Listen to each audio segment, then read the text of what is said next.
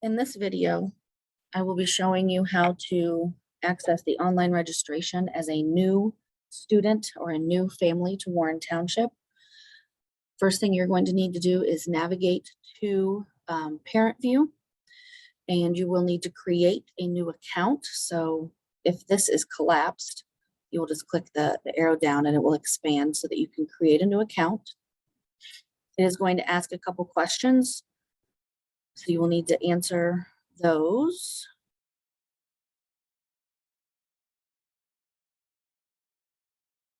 Okay, if you are brand new to Warren, both of those questions will be no. And then you will read through this information. Click I accept. Now you're going to be putting in your first name, last name, email address,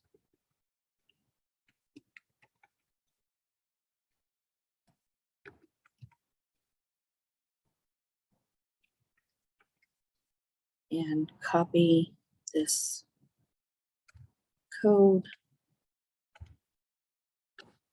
and click continue to step 3.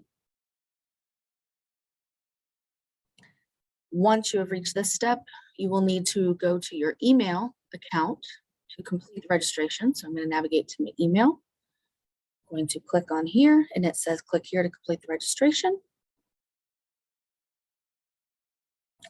So it's going to ask me for that same password that I used. I'm going to create a password. I'm sorry.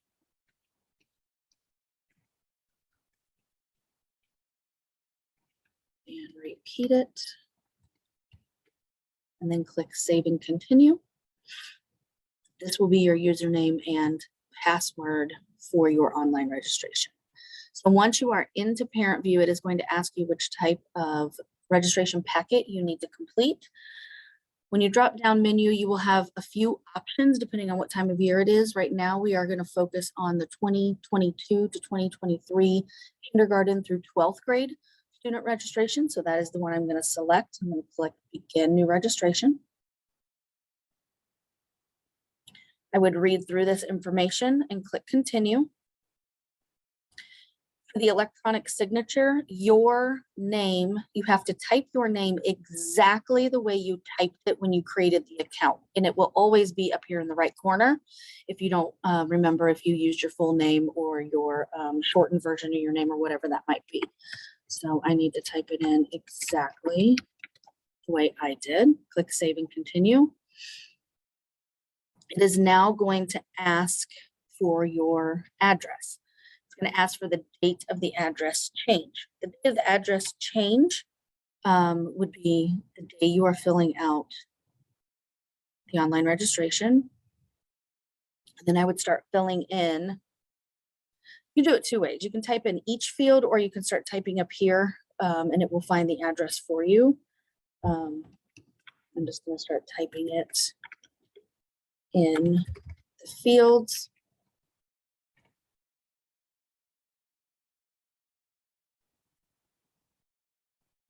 Gotta find road. There we go. Any field that has a red asterisk is required. So be mindful of that as you go through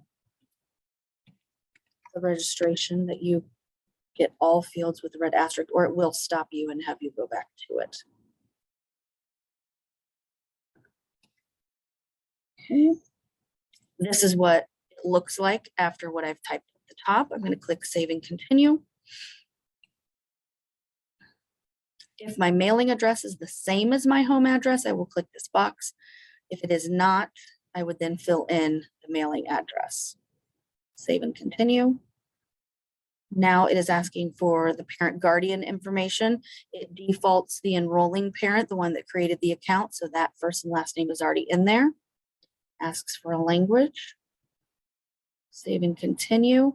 Now it's going to ask for phone numbers. You can have multiple phone numbers.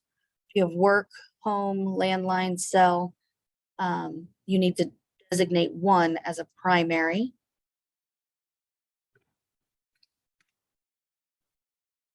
So I'm going to mark that the cell phone number would be the primary, but say I want to add a work phone as well. I could do that. Once I have all the phone numbers that that can be used to contact me, I'll double check this. They pull in that email address that you used to create the account, and then I am going to click Save and Continue. Now you get to the Migrant Education Program Work Survey. You would need to go through and answer these questions. Depending on your answers on these questions, it may take you to the next section, or it may take you to a second page of questions. I will show you both ways. So if I were to say no to this and no to this and hit continue, it's then going to take me to the parent guardian, the next step of those, to where I could add the next parent and guardian. However, on this migrant survey, if I had answered yes to either of these and click save and continue, whoops, it didn't do what I thought it would do. Here we go. Takes you to page 2, and then it would ask you these follow-up questions based on how you answered those first 2 questions. So you would answer through those honestly, and then you would click save and continue, and it would take you then back to the parent guardian page here. If I have to add a second parent, I would go through those exact same steps. It would ask me for the name, the phone numbers, and again, the migrant questions. Once you have all the parent and guardians that are associated with this student listed on the screen, and you get the green check mark for complete, you would click save and continue. It is now taking you to emergency contact information. If you do not have any additional people that can be listed as an emergency contact, simply click the box that says decline to specify any emergency contacts. We do not list parents as emergency contacts because parents are already listed as the parents and guardians, so there's no need to duplicate that information. If you have a friend, neighbor, other family member, click add new emergency contact. You would start filling out that information. Click save and continue, and it would ask for a phone number. You could add as many phone numbers that are available. If this person also has an email address, you could fill that in, and you would click save and continue. On that main emergency screen, you would then see that contact listed. You could add another one if you would like, or you can click save and continue. So this is where we get into students that need to be enrolled. Now, again, these are brand new students to Warren Township. So I'm going to click add new student, and I'm going to start putting in the student's information. As you can see, again, any field with a red asterisk is required.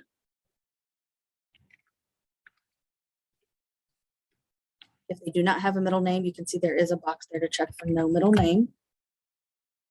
And you'll just keep going down through the list and select what year, date of birth, what grade level that student would be in. And then the primary address, you're saying the same. If you click on this drop-down menu, you're saying that the student lives with this contact, this parent guardian that matches their address. So then it's going to show you, well, there's the home address and the mailing address associated with that parent guardian. Then you're going to answer these questions. Is it the first time they've ever attended Warren Township? Have they ever been retained or held back a grade level? Then you're going to click save and continue. Additional information for this child. Select this information. Any field with a red asterisk is required.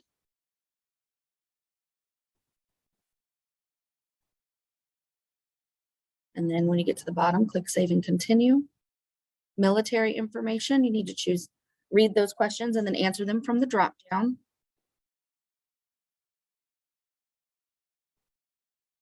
And then click save and continue. So now you're into the section that talks about relationships to that student. So this parent, we're going to say is the mother.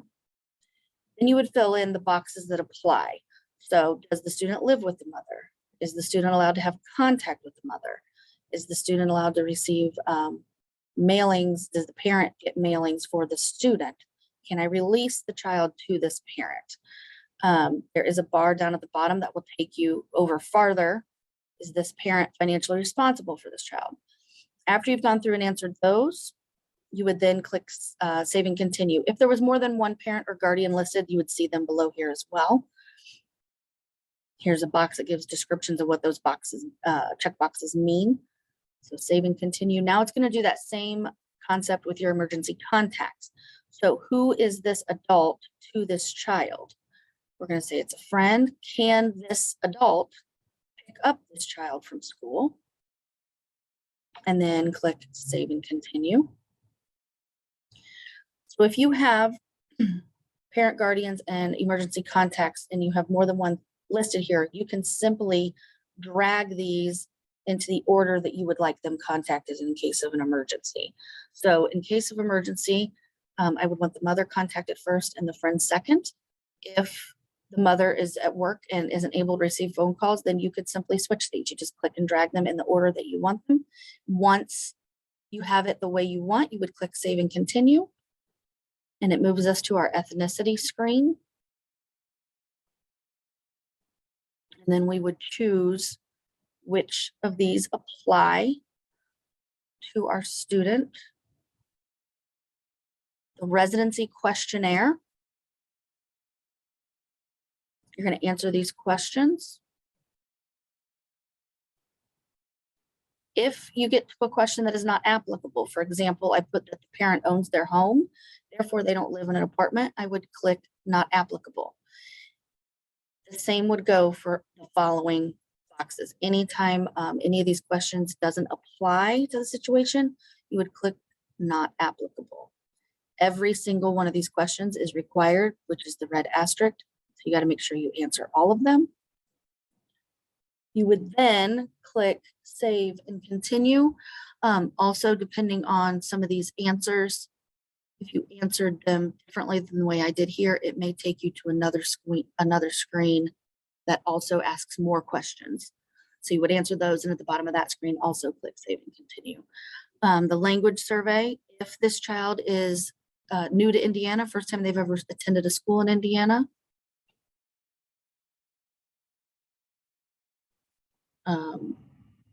you would answer those how it needs to be. Then if you click Save and Continue, depending on those first two answers, it may not take you to the screen. It just depends on how you answer the first couple questions.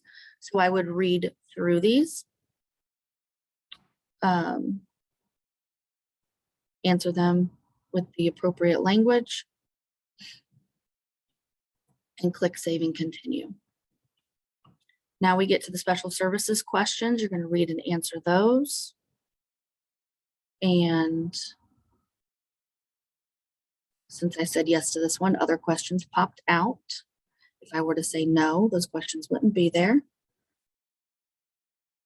So English language learner, is my child in foster care? And then I'm going to click Save and Continue. Now it gets to discipline questions. You're going to answer those, click Save and Continue. If you have a preferred position, you can enter that information here to go on their student record. This one has a red asterisk, so I need to answer it. Other questions that I may need to answer. I'm going to read through those and answer.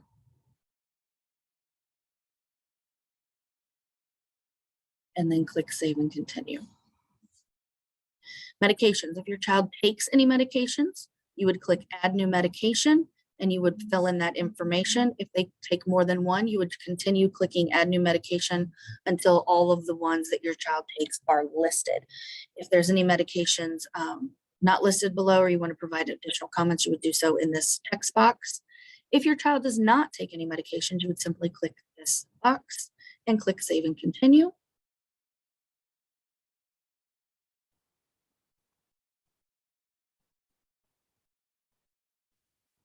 No, I must not have unclicked Yep, I needed to hit delete. It was confused. Now it's going to let me go forward. And we would answer the same thing with health conditions. If you have a health condition, if your child has a health condition, add the new health conditions. If they do not, click the box at the top, click save and continue. Community clinic services, you would need to read through this information, choose an answer from the drop down, click save and continue. Same with this screen. There's 2 drop downs and save and continue. Transportation questions. If school is closing prior to the regular scheduled end of the day, would my child go home as usual, or do we have other options?